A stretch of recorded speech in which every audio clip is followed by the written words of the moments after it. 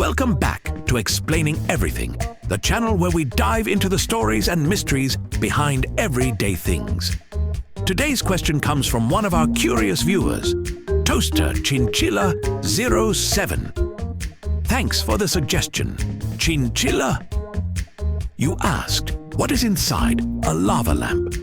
If you've ever zoned out watching one of those hypnotic, slow-moving blobs float up and down inside a lava lamp, you've probably wondered what kind of magical potion is inside. Is it some kind of melted alien candy? A leftover science experiment? Or maybe just fancy wax that decided to get a degree in interpretive dance? Today, we're peeking behind the groovy curtain and finding out exactly what's going on inside those glowing tubes, right here on Explaining Everything.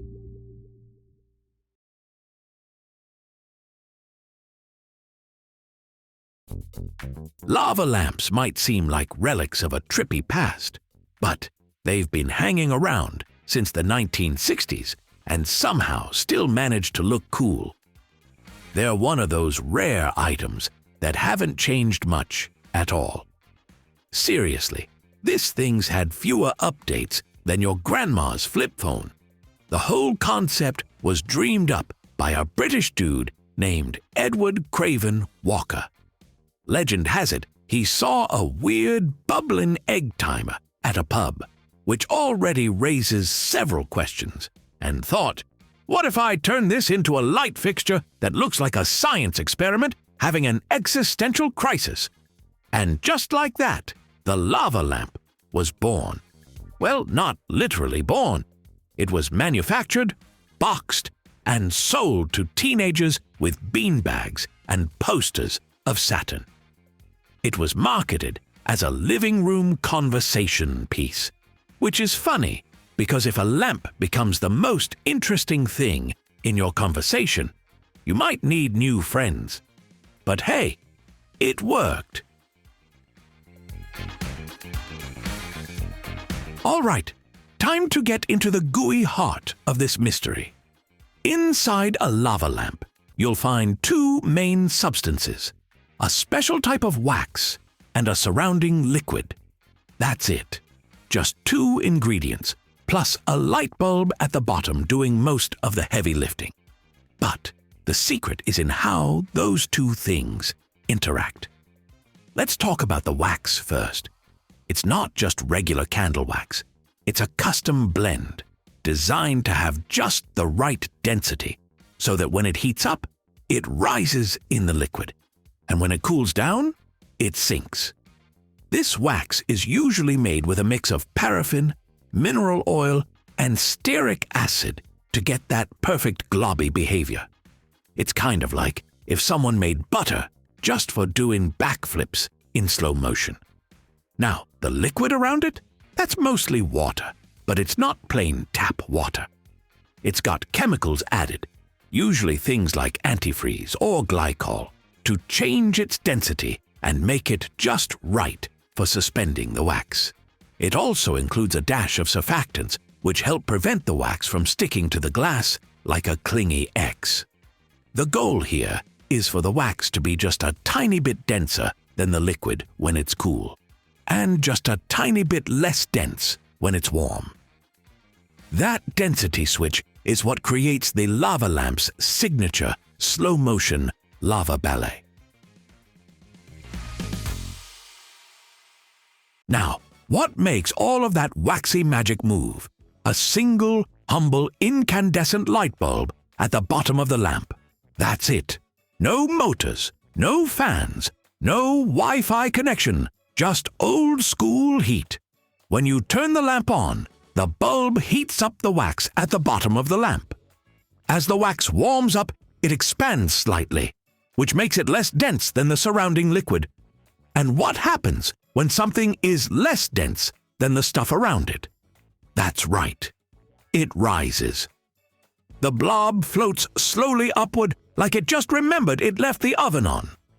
Once it gets to the top, it cools down again, contracts, becomes denser than the liquid, and sinks back to the bottom in a graceful, blobby plop. and then it does the whole thing again. It's like the wax is on an eternal elevator ride, forever late to a meeting it's never going to attend. The cycle continues as long as the lamp is warm enough, which can take anywhere from 30 to 60 minutes to really get going. So if you flip one on and expect instant lava action, sorry, this isn't fast food. It's more like slow-cooked science.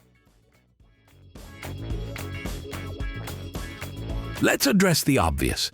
Lava lamps look edible. They look like they're filled with alien bubble tea. But you should absolutely not drink what's inside a lava lamp. I can't believe I have to say this out loud, but apparently people on the internet need reminders. The liquid inside often contains chemicals that are toxic, and the wax isn't any better. It's basically decorative sludge. The bright colors come from dyes added to both the wax and the liquid. The wax is usually a solid color, while the liquid is either clear or tinted with a different hue. When the blobs float and twist around each other, the light bends through them and creates that surreal, mesmerizing effect that makes your brain go, "Ooh!" It's basically a lava-themed light show. But don't be fooled by the psychedelic aesthetic. It's not candy. It's not a drink. It's not your new skincare routine. It is, however, a great conversation starter and a weirdly effective stress reliever. So, what's actually inside a lava lamp? Not mystery goo, not alien brains, not melted candy corn.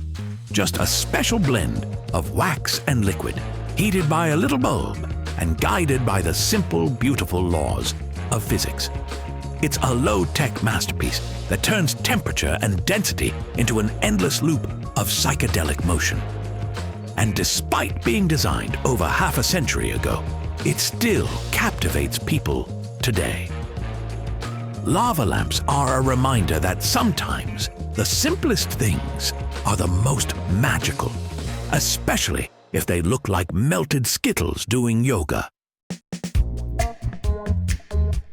If you've learned something new about those mesmerizing lava lamps, don't forget to like, subscribe, and keep those brains curious. Also, if you have suggestions for our next video, feel free to share them in the comments below.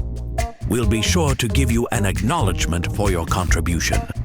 Thank you for tuning in, and join us next time here in the channel that answers all the why, what, who, where, and how questions you've always wondered about, here on Explaining Everything.